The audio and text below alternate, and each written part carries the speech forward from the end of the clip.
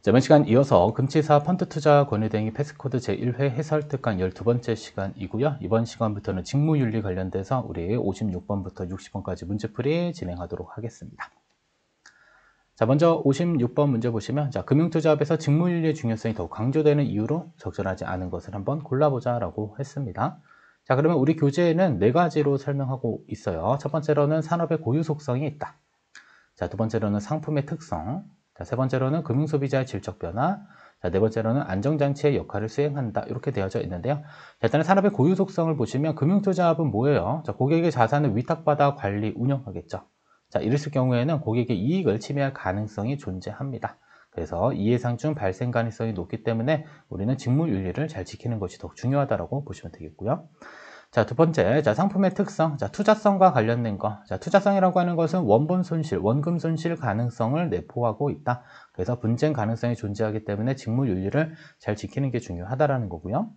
자, 세 번째로는 금융소비자의 질적 변화는, 자, 과거에는 단순한 정보 제공을 원했는데 이제는 그 차원을 넘어서 금융소비자 보호를 위한 노력이 요구되고 있습니다.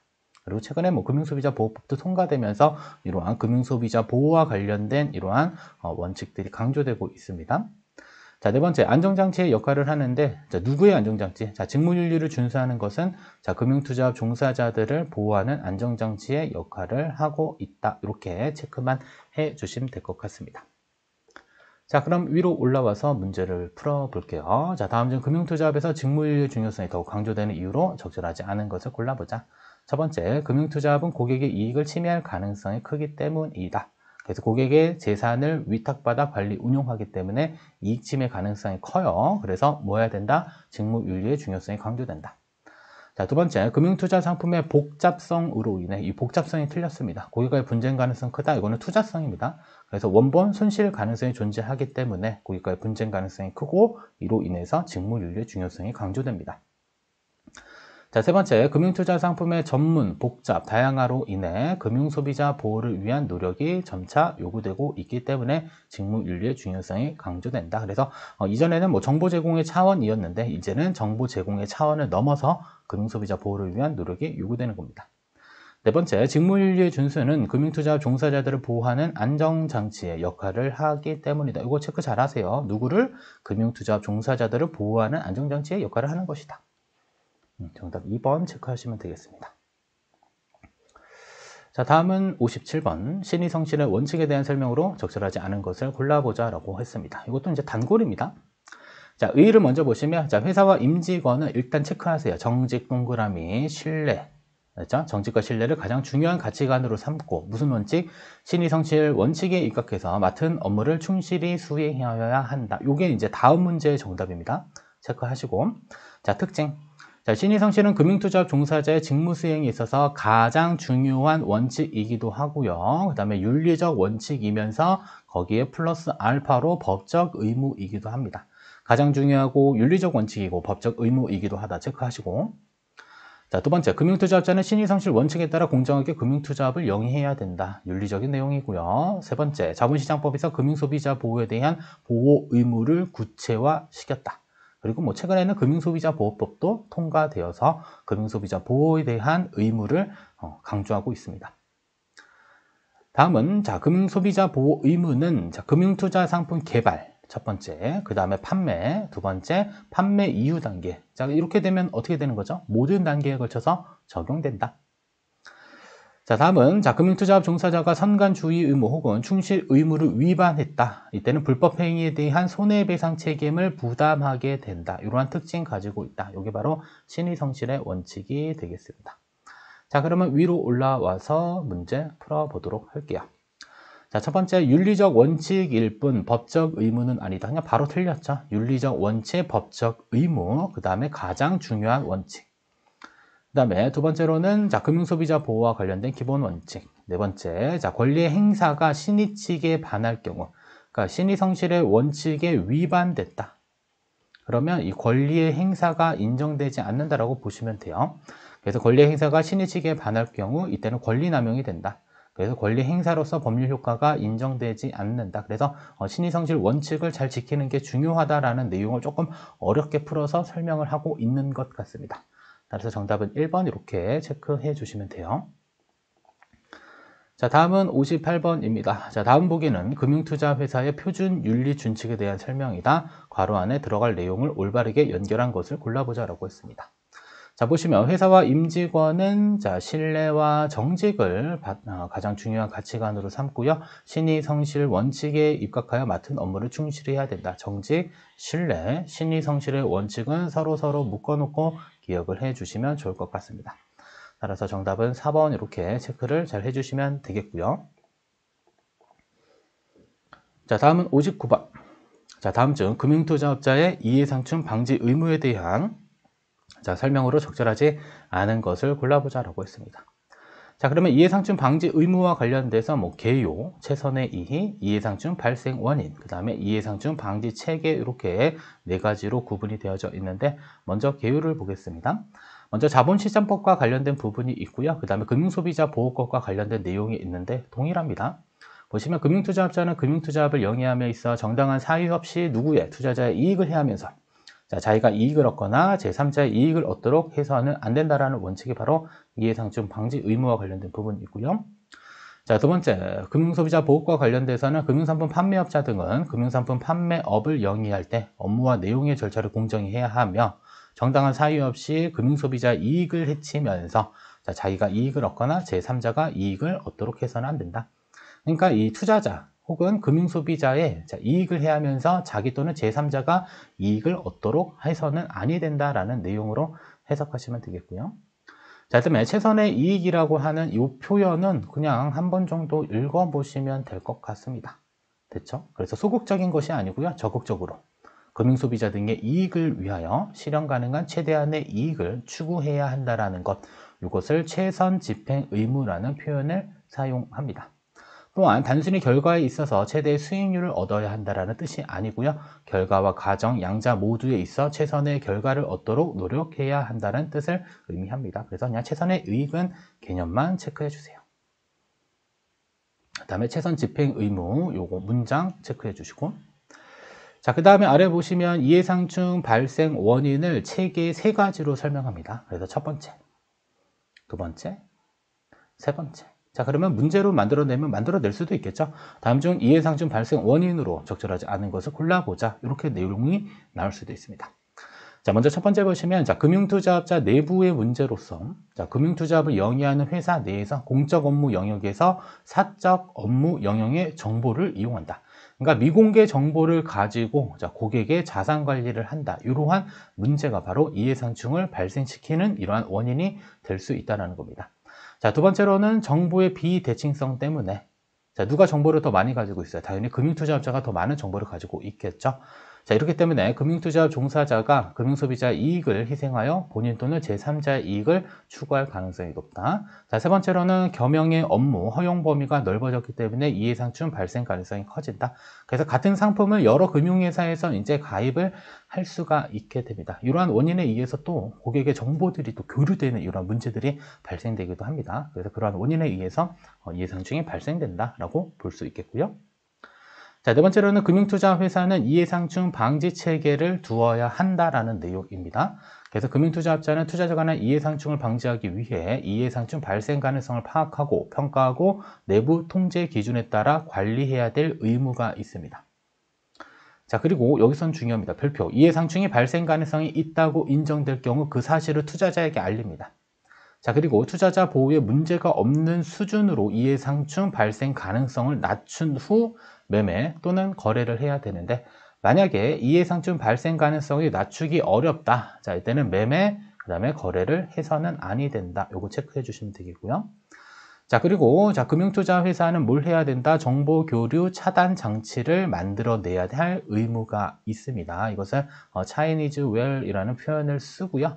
그 내용이 전체 4가지가 있습니다. 그래서 정보 제공 행위 금지, 겸직 행위 금지, 공간, 설비, 공동 이용 행위 금지, 기타, 그 밖에 이해상충 발생 가능성이 있는 행위는 금지된다라고 보시면 돼요. 그래서 금지 행위와 관련된 내용들 쭉 정리되어져 있으니 살펴보시고 그 다음에 아래에 있는 2개의 점만 보고 문제 풀게요. 자, 금융투자업자 자신이 발행하였거나 관련되어져 있는 대상에 대한 조사 분석 자료의 공표와 제공을 원칙적으로 금지하고 있다. 그래서 자신이 발행했다라고 한다면 자신에게 조금 더 유리한 내용을 작성했을 수도 있겠죠. 그래서 이러한 행위는 금지된다라는 점.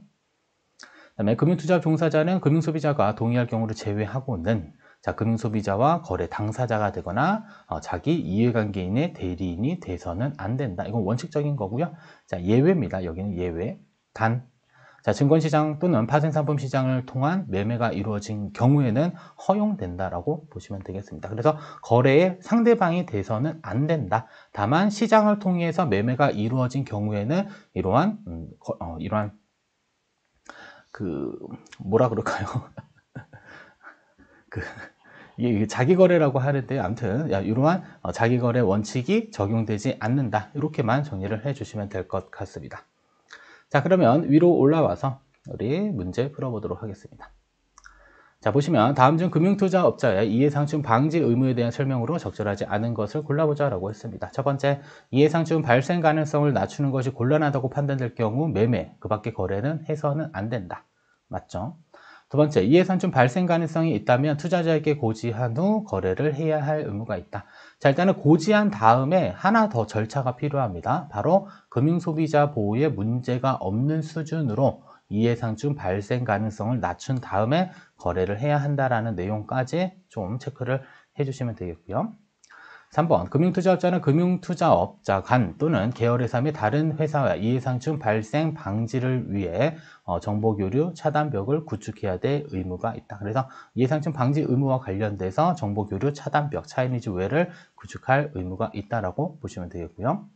자, 네 번째, 금융상품 매매에 있어 자신이 본인이 된과 동시에 상대방의 투자 중개업자가 돼서는 안 된다라는 내용의 원칙이 있었습니다. 다만 증권시장 또는 파생상품 시장을 통해서 매매가 이루어지는 것에 대해서는 문제가 되지 않는다라고 설명을 해드렸으니 그 부분까지도 정리하시면 되겠습니다. 그래서 정답 2번 되겠고요. 자, 다음은 60번 문제입니다. 자, 다음 중 금융소비자 보호에 관한 조직별 권한과 의무에 대한 설명으로 적절하지 않은 것을 골라보자라고 했습니다. 자, 그러면 조직들이 조금 많습니다. 첫 번째로는 이사회가 있고요.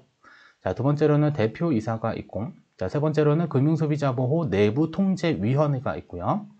자, 다섯 번째는 금융소비자보호 총괄기관, 여섯 번째는 총괄책임자 이렇게 있습니다. 자, 그러면 중요한 것들 몇 가지만 좀 살펴볼게요. 자, 일단은 이사회를 한번 보시면, 자, 이사회는 최고 의사결정기구다. 그래서 회사의 금융소비자 보호에 관한 내부 통제체계 구축 및 운영에 관한 기본 방침을 정하는 곳. 이사회의 역할 체크하시고. 됐죠? 자, 그 다음에 대표이사는 뭘 할 수 있냐? 자, 일단은 대표이사의 권한과 의무 여러 가지가 있는데 중요한 거. 자, 대표이사의 업무를 위임할 수 있냐, 없냐? 일단 위임을 할 수 있습니다. 됐죠? 그래서 대표이사는 1에서 3에 해당하는 업무를 금융소비자보호 총괄 책임자에게 뭐 할 수 있다? 위임할 수 있다.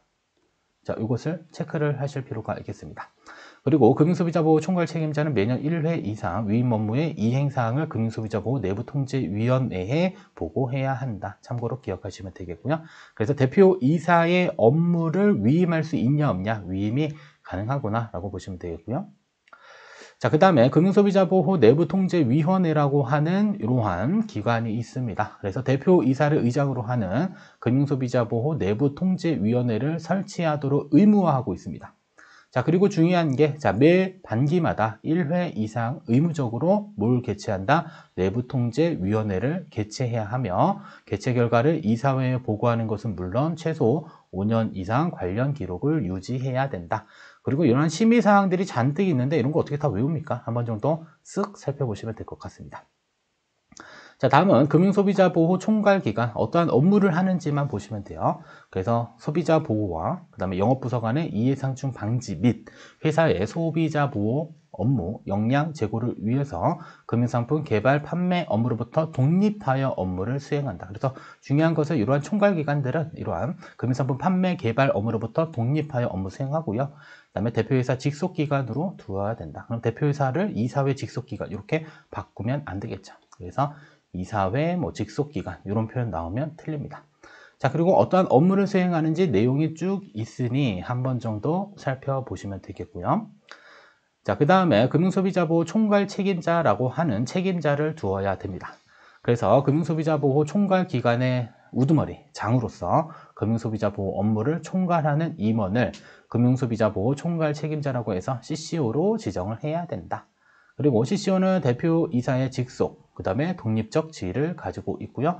어떠한 업무를 수행하는지는 아래의 내용들을 한번 쭉 살펴보시면 될 것 같습니다. 이런 것들 시험에 내면 조금 야비한 것 같습니다. 자, 그럼 다시 위로 올라와서 문제 보도록 할게요. 자, 보시면 다음 중 금융소비자 보호에 관한 조직별 권한과 의무에 대한 설명으로 적절하지 않은 것을 골라보자 라고 했습니다. 첫 번째, 이사회에서는 금융소비자 보호에 관한 내부 통제 체계의 구축, 운영 관한 기본 방침을 정한다. 이런 게 대표이사랑 막 바뀔 수 있으니까 조심하셔야 되겠고요. 자, 두 번째, 대표이사의 금융소비자 보호 관련 업무를 위임하는 것 가능하다라고 했습니다. 다만 위임했었을 경우에 위임 내용에 대한 부분들은 우리 내부 통제 기준 이런 데에다가 보고를 해야 되는 이런 내용까지 정리하시면 되겠습니다. 일단 중요한 것은 대표이사의 업무 위임 가능하다라고 했습니다. 자, 세 번째, 금융소비자보호 내부통제위원회는 매 반기라고 하는 것은 6개월, 12개월 이렇게 1년에 2번, 1회 이상 의무적으로 개최를 해야 된다. 체크하시고, 그래서 내부통제위원회는 매 반기마다 1회 이상 의무적으로 개최해라 이렇게 정리하시고요. 자, 네 번째, 금융소비자보호 총괄기관은 금융상품 개발, 판매 업무로부터 독립하는 겁니다. 아셨죠? 독립적 위치에서 업무를 수행하고요. 자, 대표이사가 직속기관으로 두어야 한다라고 보시면 되겠습니다. 그래서 소비자 보호, 그 다음에 영업부서 간의 이해상충 방지, 그 다음에 회사의 소비자 업무 보호, 업무 역량 제고를 위해 다른 업무와 독립해서 업무를 수행해야 하며 대표이사와 직속기관으로 두어야 할 필요가 있다고 보시면 될 것 같습니다. 따라서 정답은 2번으로 체크하시면 될 것 같습니다. 자, 여기까지 해서 일단 60번까지 문제풀이를 모두 마치도록 하겠습니다.